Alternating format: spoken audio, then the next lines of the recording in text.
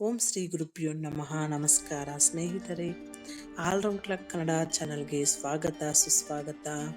ಇವತ್ತಿನ ವಿಡಿಯೋದಲ್ಲಿ ನಂದಿ ಕಿವಿಯಲ್ಲಿ ಈ 2 ಮಂತ್ರ ಹೇಳಿದರೆ ಅಂದುಕೊಂಡಿದ್ದೆಲ್ಲ ನೆರವೇರುತ್ತೆ. ಶಿವ ದೇವಸ್ಥಾನದಲ್ಲಿರುವ ನಂದಿಯ ಬಳಿ ನಮ್ಮ ಬಯಕೆಗಳನ್ನು ಇಷ್ಟಾರ್ಥಗಳನ್ನು ಹೇಳಿಕೊಳ್ಳುವುದರಿಂದ ಶೀಘ್ರದಲ್ಲೇ ಈಡೇರುತ್ತದೆ ಎನ್ನುವ ನಂಬಿಕೆ. ನಂದಿಯ ಕಿವಿಯಲ್ಲಿ ನಾವು ನಮ್ಮ ಇಷ್ಟಾರ್ಥಗಳನ್ನು ಯಾವ ರೀತಿ ಹೇಳಿಕೊಳ್ಳಬೇಕು? ನಂದಿಯ ಕಿವಿಯಲ್ಲಿ ನಿಮ್ಮ ಇಷ್ಟಾರ್ಥಗಳನ್ನು ಹೇಳಿಕೊಳ್ಳುವಾಗ ಈ ವಿಚಾರಗಳನ್ನು ಗಮನಿಸಿ. ಯಾವುದು ಅದು ಅಂದರೆ, ಪೂರ್ತಿ ವಿಡಿಯೋ ನೋಡಿ. ನಿಮಗೆ ವಿಡಿಯೋ ಇಷ್ಟ ಆದರೆ ಶೇರ್ ಮಾಡಿ. ಹೊಸದಾಗಿ ನಮ್ಮ ಚಾನಲ್ ನೋಡ್ತಾ ಇದ್ರೆ ಸಬ್ಸ್ಕ್ರೈಬ್ ಮಾಡ್ಕೊಳ್ಳಿ. ನಾವು ಯಾವುದೇ ಶಿವ ದೇವಸ್ಥಾನಕ್ಕೆ ಭೇಟಿ ನೀಡಿದರೂ ಅಲ್ಲಿ ನಾವು ಶಿವನ ಪರಮ ಭಕ್ತನಾದ ನಂದಿಯನ್ನು ನೋಡಬಹುದು. ನಮ್ಮ ಇಷ್ಟಾರ್ಥಗಳನ್ನು ಶಿವನ ಬಳಿ ಹೇಳಿಕೊಳ್ಳಲು ಹೋಗುತ್ತಿದ್ದರೆ ಅಂತಹ ಸಮಯದಲ್ಲಿ ನೀವು ಕಡ್ಡಾಯವಾಗಿ ನಂದಿಯನ್ನು ಪೂಜಿಸಲೇಬೇಕು. ನಂದಿಯ ಕಿವಿಯಲ್ಲಿ ನಮ್ಮ ಇಷ್ಟಾರ್ಥಗಳನ್ನು ಹೇಳಿಕೊಂಡರೆ ಅದು ಶೀಘ್ರದಲ್ಲೇ ಈಡೇರುತ್ತದೆ ಎನ್ನುವ ನಂಬಿಕೆ ತುಂಬಾನೇ ಹಿಂದಿನದು. ನಿಮ್ಮ ಇಷ್ಟಾರ್ಥಗಳು ಈಡೇರಬೇಕಾದರೆ ನಂದಿ ಕಿವಿಯಲ್ಲಿ ಕೆಲವೊಂದು ನಿಯಮಗಳನ್ನು ಗಮನದಲ್ಲಿಟ್ಟುಕೊಂಡು ಹೇಳಿಕೊಳ್ಳಬೇಕು. ನಂದಿಯ ಕಿವಿಯಲ್ಲಿ ನಿಮ್ಮ ಇಷ್ಟಾರ್ಥಗಳನ್ನು ಹೇಳಿಕೊಳ್ಳುವಾಗ ಯಾವೆಲ್ಲ ನಿಯಮಗಳನ್ನು ನೀವು ಗಮನದಲ್ಲಿಟ್ಟುಕೊಳ್ಳಬೇಕು ಅನ್ನೋದು ನೋಡಿ. ಮನಸ್ಸಿನಲ್ಲಿ ಭಕ್ತಿ ಇರಲಿ. ನಿಮ್ಮ ಆಶಯಗಳನ್ನು ಅಥವಾ ನಿಮ್ಮ ಇಷ್ಟಾರ್ಥಗಳನ್ನು ನಂದಿ ದೇವನ ಕಿವಿಯಲ್ಲಿ ಹೇಳಲು ಮುಂದಾದರೆ ಅಂತಹ ಸಮಯದಲ್ಲಿ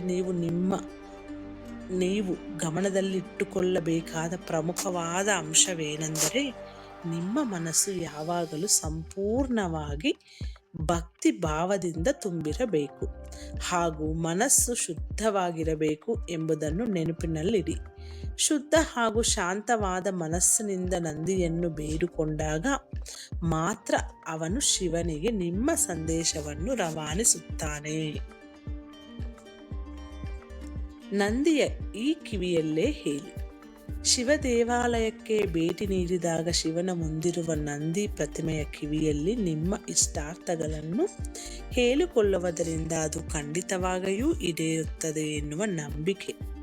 ಆದರೆ ನಂದಿ ಕಿವಿಯಲ್ಲಿ ಇಷ್ಟಾರ್ಥಗಳನ್ನು ಹೇಳಿಕೊಳ್ಳುವಾಗ ನಂದಿಯ ಕಿವಿಯ ಬಲ್ಲಿಗೆ ಬಾಗಿ ನಿಧಾನವಾಗಿ ನಿಮ್ಮ ಇಷ್ಟಾರ್ಥಗಳನ್ನು ನಂದಿಗೆ ಹೇಳಿಕೊಳ್ಳಬೇಕು. ಈ ರೀತಿ ನೀವು ಹೇಳುವಾಗ ನಂದಿಯ ಬಲಭಾಗದ ಕಿವಿಗೆ ಮಾತ್ರ ಹೇಳಬೇಕು ಎಂಬುದನ್ನು ಗಮನದಲ್ಲಿ ಇಟ್ಟುಕೊಳ್ಳಿ. ನಂದಿಗೆ ಹೇಳಿದ ನಂತರ ಈ ತಪ್ಪನ್ನು ಮಾಡಬೇಡ.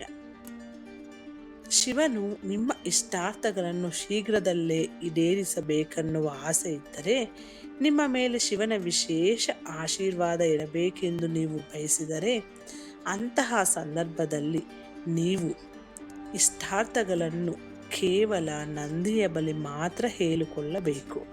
ನಂದಿಯನ್ನು ಬಿಟ್ಟು ಬೇರೆಯವರ ಬಳಿ ನಿಮ್ಮ ಇಷ್ಟಾರ್ಥಗಳನ್ನು ಹೇಳಿಕೊಳ್ಳಬಾರದು.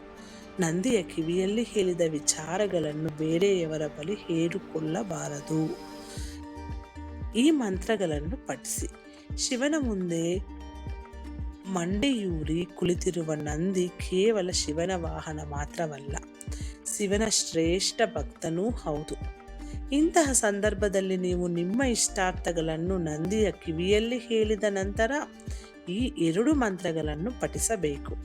ಮೊದಲನೆಯ ಮಂತ್ರ ಓಂ ನಮಃ ಶಿವಾಯ ಹಾಗೂ 2ನೇ ಮಂತ್ರ ಹರ ಹರ ಮಹಾದೇವ. ಈ ಮಂತ್ರಗಳನ್ನು ಜಪಿಸಿ. ಈ ಮಂತ್ರಗಳೆರಡೂ ಕೂಡ ಸುಲಭವಾಗಿದೆ. ನಾನು ಇದು ಡಿಸ್ಕ್ರಿಪ್ಷನಲ್ಲಿ ಕೊಡ್ತೀನಿ, ನೀವು ನೋಡಿಕೊಂಡು ಸಹ ಓದ್ಕೋಬಹುದು.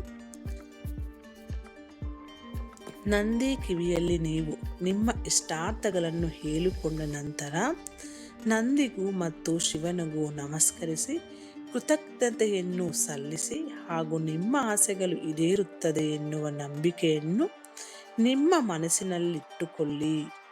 ಈ ರೀತಿ ನೀವು ನಂದಿಯ ಬಳಿ ನಿಮ್ಮ ಇಷ್ಟಾರ್ಥಗಳನ್ನು ಹೇಳಿಕೊಳ್ಳುವುದರಿಂದ ಶಿವನು ನಿಮ್ಮೆಲ್ಲ ಆಸೆಗಳನ್ನು ಇಷ್ಟಾರ್ಥಗಳನ್ನು ಪೂರೈಸುತ್ತಾನೆ ಎನ್ನುವ ನಂಬಿಕೆ. ನೀವು ನಂದಿಯ ಕಿವಿಯಲ್ಲಿ ಹೇಳಿಕೊಂಡ ಇಷ್ಟಾರ್ಥಗಳು ಸತ್ಯ ಮತ್ತು ಧರ್ಮ ಮಾರ್ಗದಲ್ಲಿ ಇರಬೇಕು ಎಂಬುದನ್ನು ಗಮನದಲ್ಲಿ ಇಟ್ಟುಕೊಳ್ಳಿ. ಈ ರೀತಿ ಈ ಮಂತ್ರ ಹೇಳ್ಕೋಬೋದು. ಈ ವಿಡಿಯೋದಲ್ಲಿರುವ ಎಲ್ಲ ಅಂಶಗಳು ನಿಮ್ಮ ಸ್ವಂತ ವಿವೇಚನೆ ಬಳಸಿ ನಿರ್ಧಾರಗಳನ್ನು ತೆಗೆದುಕೊಳ್ಳಿ. ಈ ವಿಡಿಯೋ ನಿಮಗೆ ಉಪಯೋಗಕರ ಅನಿಸಿದರೆ ಶೇರ್ ಮಾಡಿ. ಹೊಸದಾಗಿ ನಮ್ಮ ಚಾನಲ್ ನೋಡ್ತಾ ಇದ್ರೆ ಖಂಡಿತ ಸಬ್ಸ್ಕ್ರೈಬ್ ಮಾಡ್ಕೊಳ್ಳಿ. ಮುಂದಿನ ವಿಡಿಯೋದಲ್ಲಿ ಸಿಗೋಣ. ಅಲ್ಲಿವರೆಗೂ ಧನ್ಯವಾದಗಳು.